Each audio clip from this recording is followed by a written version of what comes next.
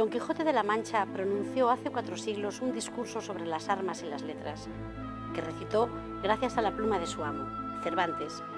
Así, Las armas y las letras es como tituló a uno de sus libros más famosos el escritor leonés Andrés Trapiello. Se trata de un ensayo sobre la literatura durante la Guerra Civil en uno y otro bando. Escribió por primera vez este libro en 1994 y tras una reedición en 2002, ahora vuelve a las librerías con nuevas historias y más de 450 fotografías. Mantiene la visión crítica e irónica de la primera edición y pretende dar voz a personas que no la tuvieron y a las que sí gozaron de ella durante años, matizársela con la de otras personas.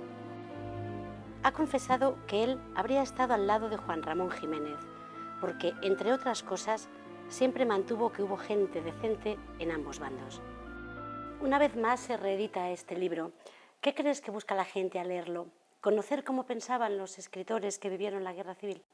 Pues yo creo que dos cosas. Yo creo que intentan saber lo que pensaban los escritores y también aclararse un poco sobre aquello que tienen que pensar ellos, porque la Guerra Civil para un español es una cosa muy difícil de dilucidar. No le resulta muy fácil saber lo que pasó. Y en este momento sí hay un deseo y una ansia de gente, de mucha gente, de saber en realidad qué es lo que pasó, porque, bueno, repiten un poco aquel verso de Rudyard Kipling, de nuestros padres mintieron, ¿no? Todos, además. De escritores como Miguel Hernández en el bando republicano a otros como Pío Baroja en el lado contrario. ¿Qué cuentan estos autores a través de sus textos? Pues yo creo que el principal asunto de este libro de las armas y las letras es acabar con uno de los tópicos, de los lugares comunes más nocivos que ha tenido este país, que es pensar que los escritores buenos estuvieron de una parte y los escritores malos estuvieron con la otra, es decir, los buenos eran republicanos y los malos eran franquistas. Intentar entrar en esta especie de campo de minas y ver que las cosas no son tan fáciles y que hay escritores de izquierdas que son buenos escritores y que nos dicen mucho, pero también que hay escritores en el bando de la derecha que nos dicen muchas cosas igualmente verdaderas. Yo creo que esta es la función del libro. Y por ejemplo, en estos casos que hablan de las mismas cosas te ayudan a entenderlo mucho mejor y por supuesto cuando los contrastes son muy grandes, también dentro del mismo bando, veríamos que aunque parece que dicen las mismas cosas sus obras, no dicen las mismas cosas sus hechos. Miguel Hernández está diciendo lo mismo que Alberti en sus panfletos, en sus poesías, en sus proclamas, pero sus vidas no dicen ni mucho menos lo mismo. Y diríamos exactamente algo parecido de lo que pasa en el otro lado. Es decir, que hay falangistas que dicen una cosa y cuyas obras dicen otra bien diferente. O sea, que es decir, que este es un libro de complejidad. Dicen que los republicanos vencieron la guerra con la propaganda. ¿Fue por las palabras que contenían, los autores que había detrás, las ideas estaban mejor expuestas? No, yo creo que desde luego que la República ganó la batalla de la propaganda desde el primer momento. En cambio, los fascistas, los sublevados, se ocuparon, digamos, únicamente en ganar militarmente, despreocupados bastante del lado de la propaganda, aunque también invirtieron muchísimos esfuerzos en ganar la propaganda. Lo que pasa es que los sublevados tenían una idea indefendible, en tanto que los republicanos tenían una idea absolutamente defendible, que era la idea de los principios de la Ilustración. Ahora bien, esto no quiere decir que los republicanos, todos en conjunto, defendieran los principios de la Ilustración. De la misma manera, por eso digo que es también muy complejo, que en el lado de los sublevados, no todos los que están con los sublevados están contra los principios de la Ilustración. Eso es lo que hace complejo el fenómeno de la guerra civil. No podemos decir que Baroja, Unamuno, Azorín o incluso el propio Dors sean unos escritores anti-ilustrados, es decir, contra la Ilustración. Pero sí es verdad que la propaganda, desde un punto de vista, propaganda, retórico,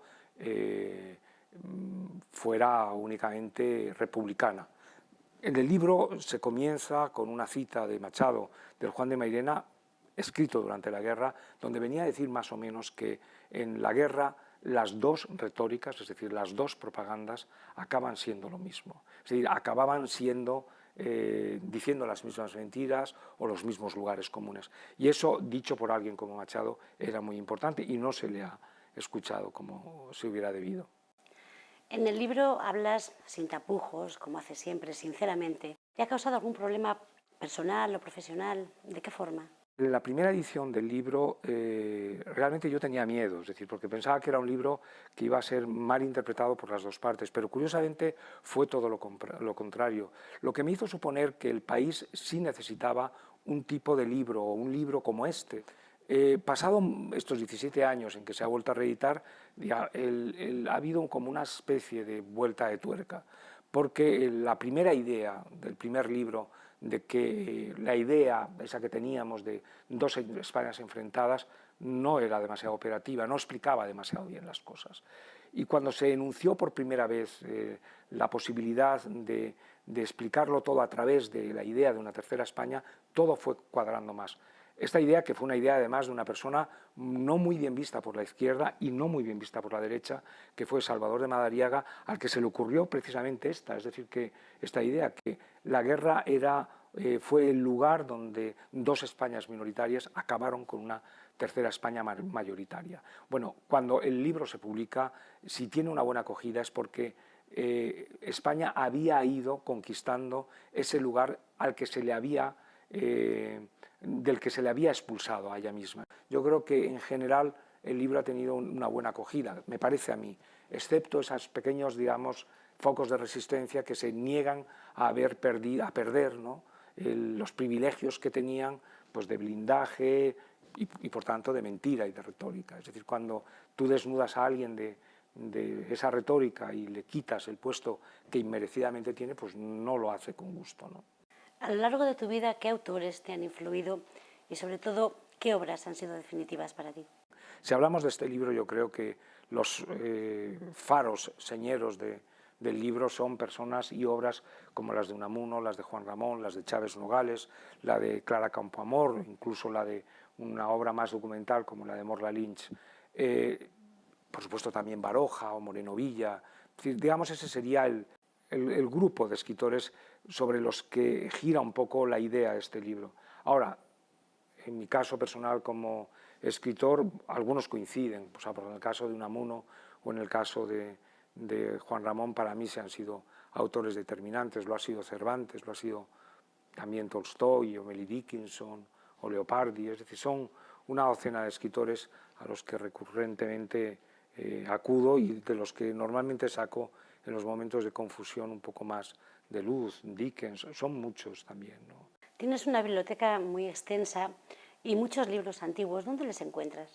Me gusta mucho nutrirme de librerías de viejo, de rastros, de almonedas, quizás porque busco en ello, bueno, verdades que no están del todo transitadas, o si lo estuvieron en un día, pues ya están más abandonadas. Me parecen más interesantes. Bueno, y estamos hablando de que cuando yo empecé a frecuentar las librerías de viejo y los rastros y las almonedas, había algunos autores que solo se podían leer si los encontrabas ahí. Es decir, que era muy difícil leer a Gómez de la Serna si no era en libros viejos y en primeras ediciones, e incluso autores que se supone que estaban muy trillados y que eran muy conocidos, pues como el propio Baroja o como el propio Juan Ramón o como Unamuno o como Azorín, pues la mitad de sus títulos no los podías leer si no eran libros de viejo. Por tanto, bueno, encuentro más alimento en este tipo de libros que